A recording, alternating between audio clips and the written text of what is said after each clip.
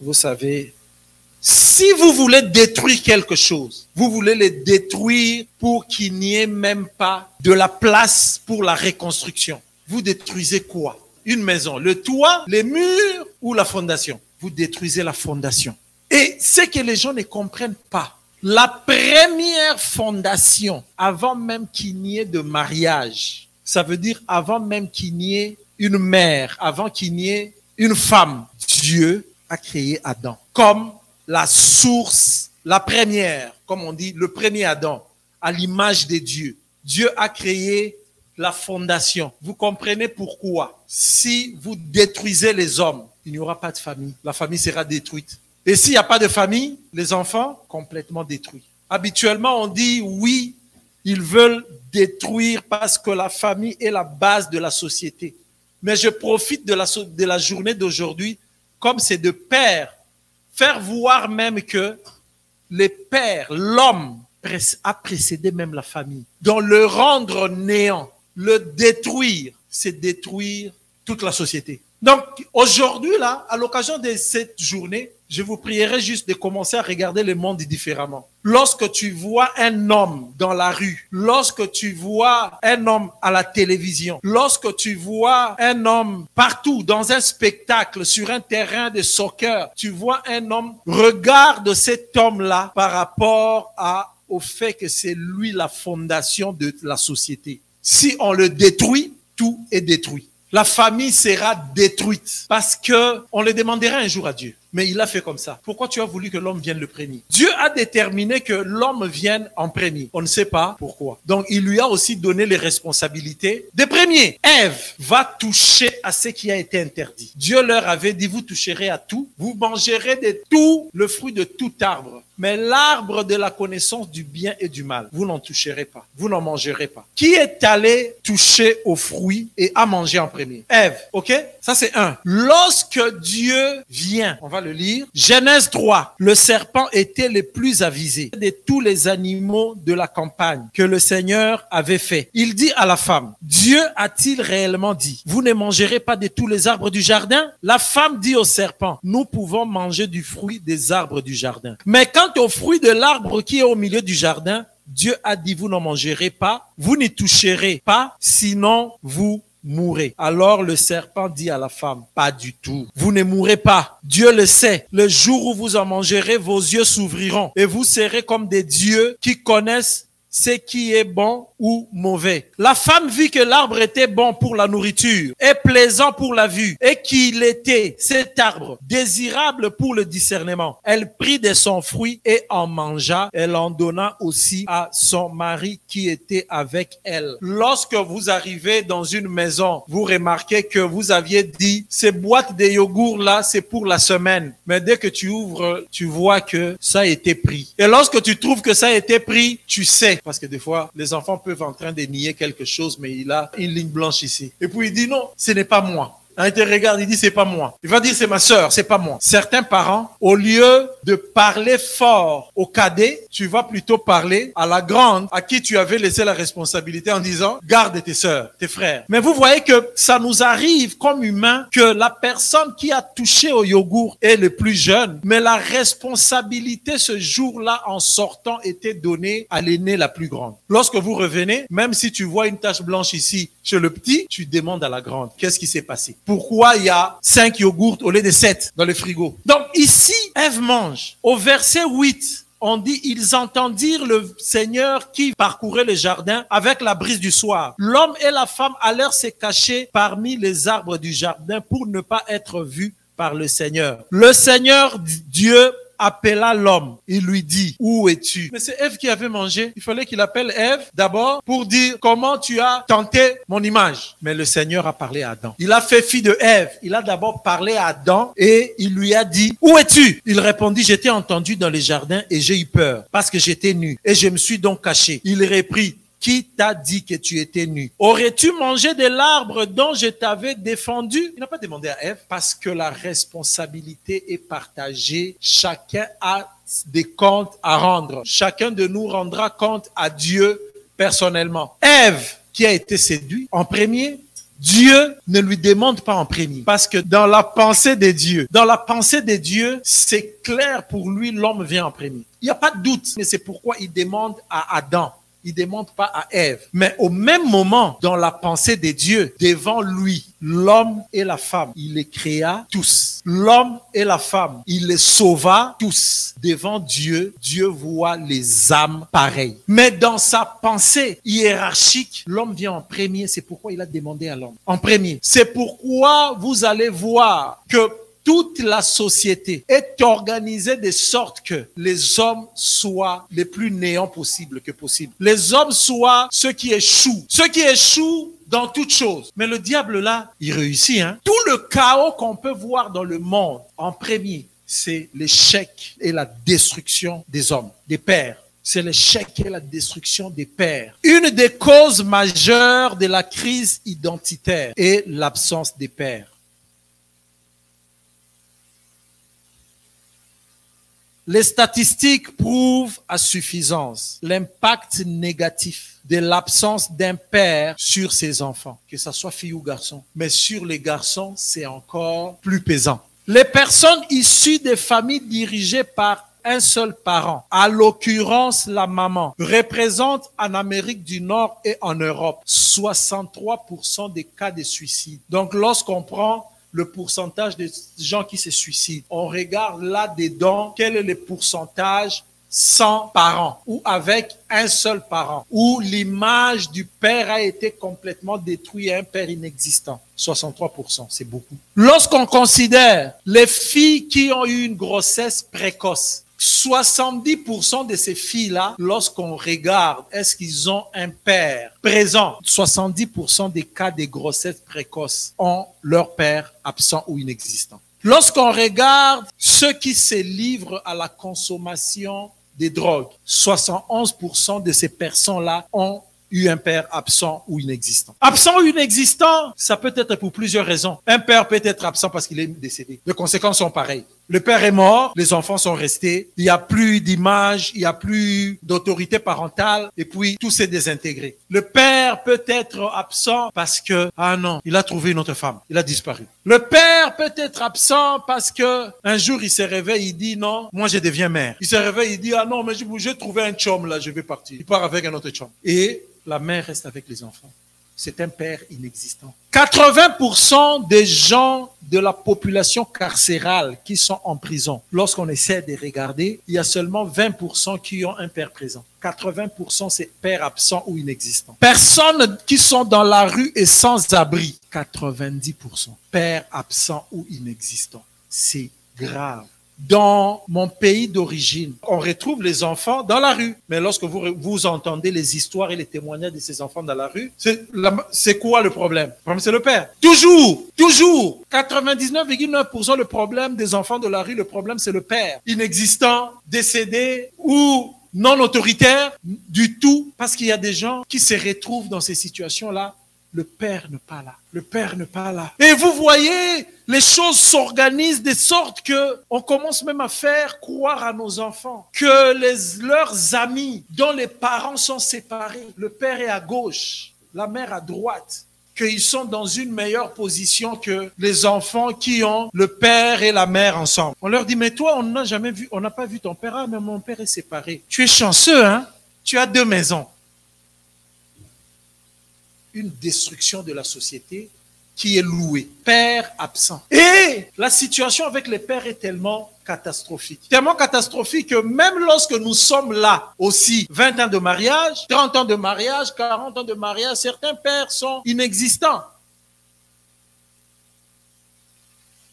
C'est sortir, produire de l'argent, rentrer, donner, et puis se dire, j'ai fait mon travail. Tu ne vois pas que tu es en train de me dire, pourquoi tu veux que je reste à la maison? Après, les enfants sortent avec eux. Et on pense que ça va construire. Ça ne va pas construire. Ça va détruire parce que l'idée de l'ennemi, c'est que les pères ne servent plus à rien. Les familles soient disloquées. Dès qu'on touche un père, dès qu'on détruit un père, dès qu'on détruit un homme, les sociétés sont en déclin. Et le monde est devenu ce qu'il est devenu. On a tassé tellement l'homme à l'extrême. Parce que les humains, c'est ça. Tu sais, lorsque nous faisons des choses sans Dieu, nous nous retrouvons toujours dans des sales draps quelques temps après. Sache-le, tu peux être le plus malin aujourd'hui, demain, après-demain. Sache-le que s'il n'y a pas Dieu dedans, tu vas contre un mur. Les yeux fermés, tu peux faire 10 ans de bénéfices où tu te dis, ah, jusqu'aujourd'hui, ça continue à produire. Peut-être que la 11e année, c'est les grands murs. Voilà, on va favoriser l'éducation des filles. Et lorsqu'on favorise l'éducation des filles, en négligeant l'éducation des garçons, on se retrouve aujourd'hui, dans nos sociétés occidentales, actuellement, il y a plus de femmes qui travaillent que les hommes. Ou certains métiers où c'est rendu plus de femmes que d'hommes. Ça s'est complètement féminisé. C'est presque l'inverse de ce qu'il y avait dans les années 60. Presque pas de femmes, parce que l'homme a voulu réguler les choses sans tenir compte de Dieu. Il fallait donner à la femme toute son équité, mais en gardant ce que Dieu a créé. Là,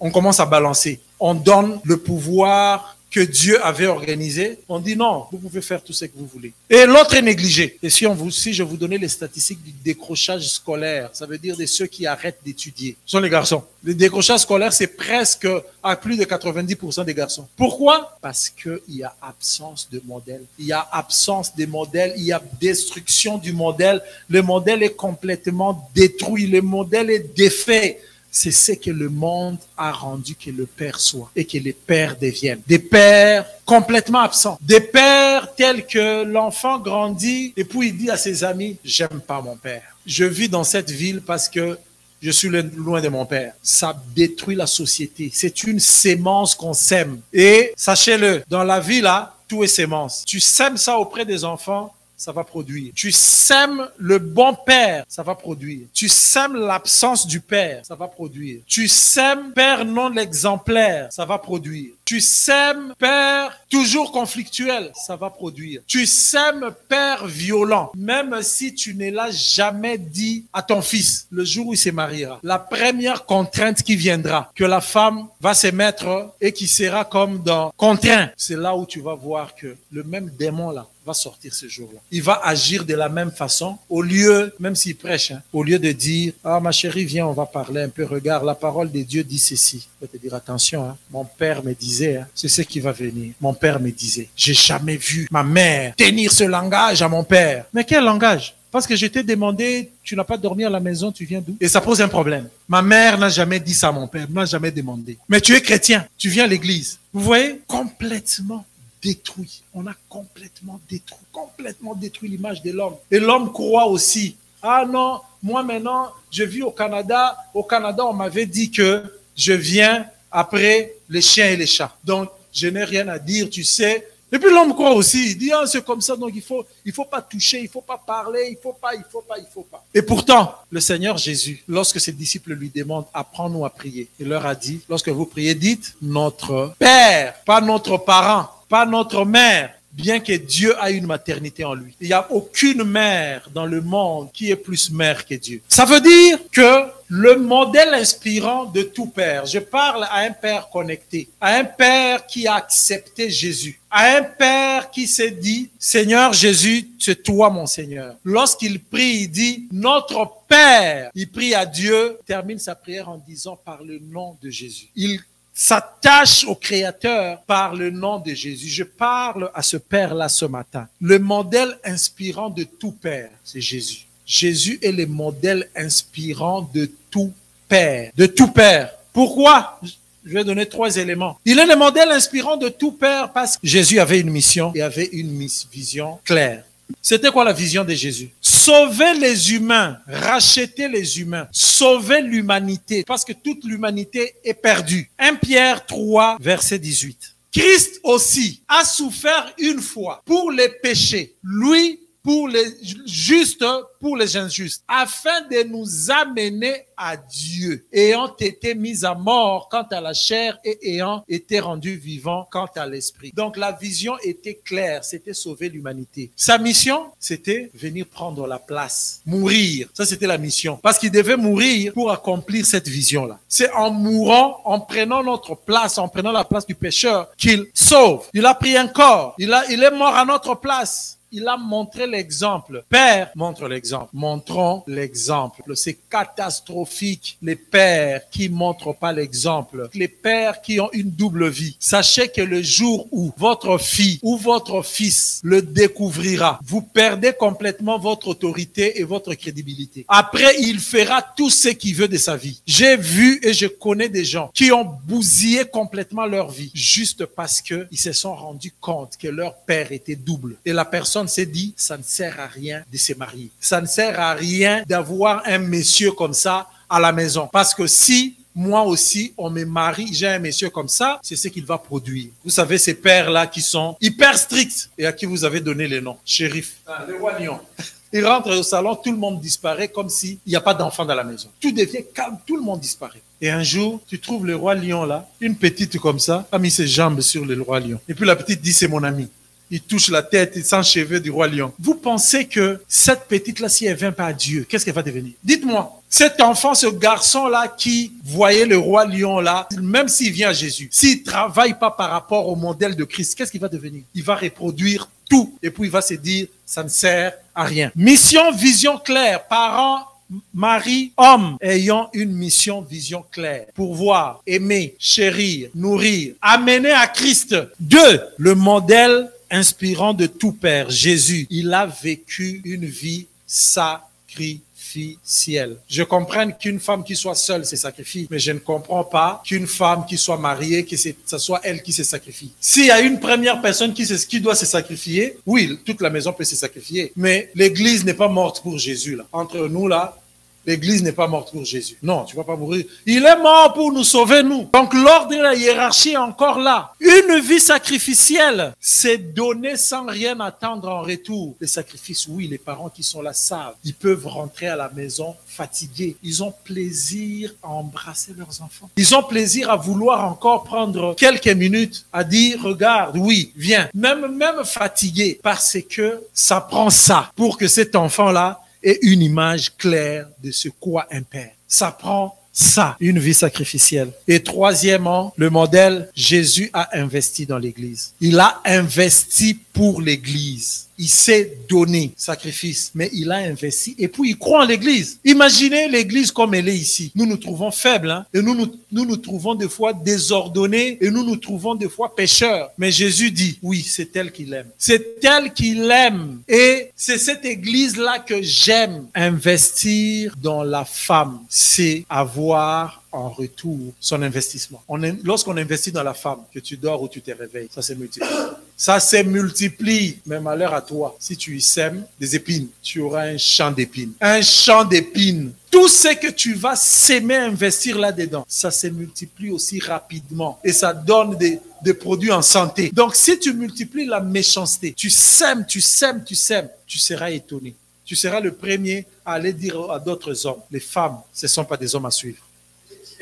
Tu seras le premier à aller le dire parce que ça va te produire des vraies épines. Ça va te produire la meilleure des méchancetés. Le modèle de Jésus, tout ce qu'il a sémé dans l'église, c'est l'amour, c'est le pardon, c'est l'assurance. Il a sémé la confiance.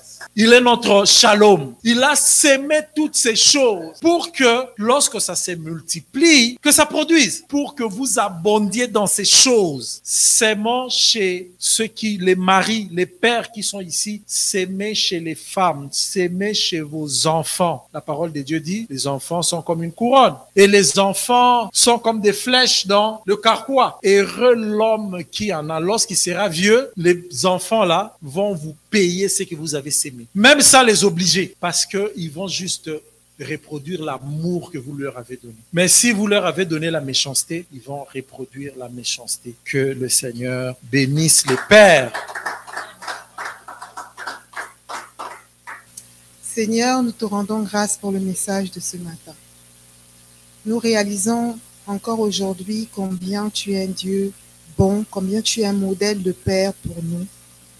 Seigneur, je sais que nous avons tous des cultures, nous avons tous des expériences dans nos familles.